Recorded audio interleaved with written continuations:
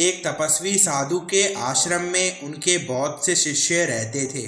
वो रोज उनसे शिक्षा प्राप्त करते और अपने सारे कार्य स्वयं पे कर लेते थे। उन सभी शिष्यों में से एक शिष्य ऐसा भी था जो अभी अभी आश्रम में आया था और वो खुद को सभी तरीके से सुयोगी करना चाहता था और सबसे श्रेष्ठ बनना चाहता था। इसलिए वो हर कार्य नियम से करता और गुरु की हर आज्ञा का पालन करता था। वो सिर्फ यही सोचता था कि कैसे गुरु का दिया हुआ कार्य समय से पहले कर सके और इन सब में वो खुद का बिल्कुल भी ध्यान नहीं रख पाता था। उसे ना तो खाने की चिंता रहती और ना ही अपने स्वास्थ्य की। और गुरुजी उसको बार बार यही कहा करते थे कि उसे खुद पर भी ध्यान रखना चाहिए। गुरु की ये बात सुन वो पहले तो इस बात को मानता, पर थोड़े दिन बाद ठीक वैसा ही हो जाता।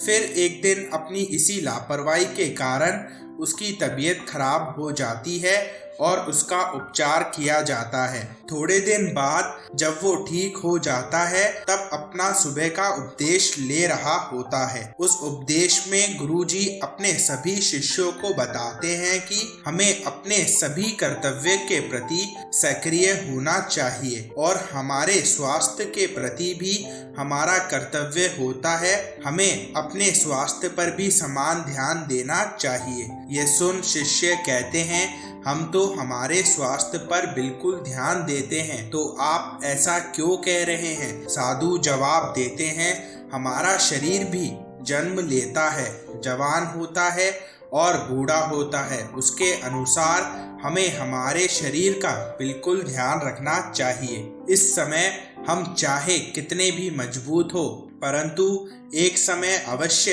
ऐसा आएगा तब हमारा शरीर भी जवाब दे जाएगा।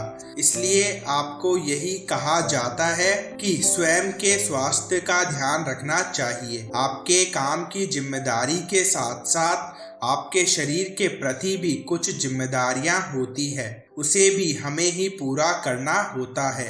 कोई और इस जिम्मेदारी को नहीं उठाएगा। मैं आपको एक कहानी सुनाता हूँ। एक गांव का राजा एक प्रतियोगिता आयोजित करता है। जो व्यक्ति किसी भी कला में निपुण हो जाता है तो वह राजा के समक्ष अपनी कला का प्रदर्शन करता है। कई प्रतियोगी आते हैं और अपनी कला का प्रदर्शन राजा के सामने प्रस्तुत करते हैं। कोई नृत्य करता है तो कोई गाना गाता है। ऐसे करते करते बहुत से लोग आते हैं। सबसे आखिर में दो लोग राजा के समक्ष आते हैं और राजा उनसे पूछते हैं कि तुम आज कौन सी कला का प्रदर्शन करने वाले हो। तब वह दोनों कहते हैं कि हम यहाँ जितने भी वृक्ष है उसे काटने का काम करेंगे। यह सुन राजा उन दोनों को जंगल की ओर भेज देता है और उनके साथ अपना एक एक सिपाही भी साथ में भेज देता है। उन दोनों में एक प्रतियोगी जवान था और दूसरा वृद्ध। लोगों ने उसे देखकर ही कह दिया था कि यह भला कितने ही पेड़ काट लेगा, और उस लड़के ने भी स्वयं को विजेता मान लिया था। उन दोनों को जंगल के अलग अलग दिशा में भेज दिया जाता है। जंगल में पहुंचते ही वह दोनों अपनी अपनी आरी लिए पेड़ काटना शुरू कर देते हैं। बूढ़ा व्यक्ति थोड़ी देर पेड़ काटता है, फिर रुक जाता है, लेकिन वो लड़का लगातार पेड़ काटता रहता है। उन दोनों को ही एक दूसरे के पेड़ काटने की आवाजें आ रही थी, लेकिन बूढ़ा व्यक्ति उस पर ध्यान नहीं देता, परंतु वो लड़का बहुत ध्यान से आवाज को सुन रहा था और उसे आवाज से पता चल रहा था कि वह बूढ़ा व्यक्ति रुक रुक कर पेड़ काट रहा है। थोड़ी देर बाद प्रतियोगिता खत्म हो जाती है और वह दोनों राजा के समक्ष प्रकट हो जाते हैं। प्रतियोगिता का विजेता घोषित करने के लिए वह अपने दोनों सिपाहियों से पेड़ की गिनती गिनाता है और विजेता का नाम सुनकर सभी लोग हैरान हो जाते हैं, क्योंकि राजा ने उस वृद्ध को पुरस्कार से सम्मानित कर दिया।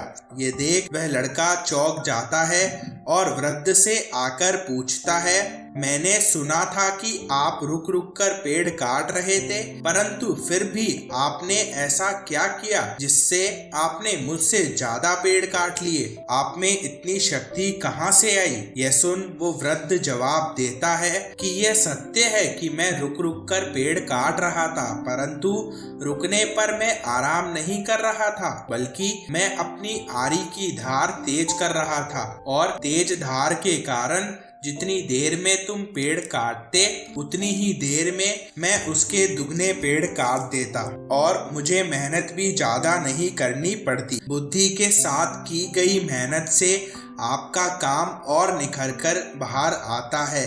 वृद्ध की बात सुन लड़के को एहसास होता है कि हर काम को सही तरीके से करना चाहिए। कहानी के अंत में तपस्वी साधु कहते हैं कि जिस प्रकार अधिक पेड़ काटने के लिए आरी की धार तेज होना जरूरी है, ठीक उसी प्रकार जीवन में भी सभी कार्य करने के लिए हमारा स्वास्थ्य शरीर बिल्कुल ठीक होना चाहिए।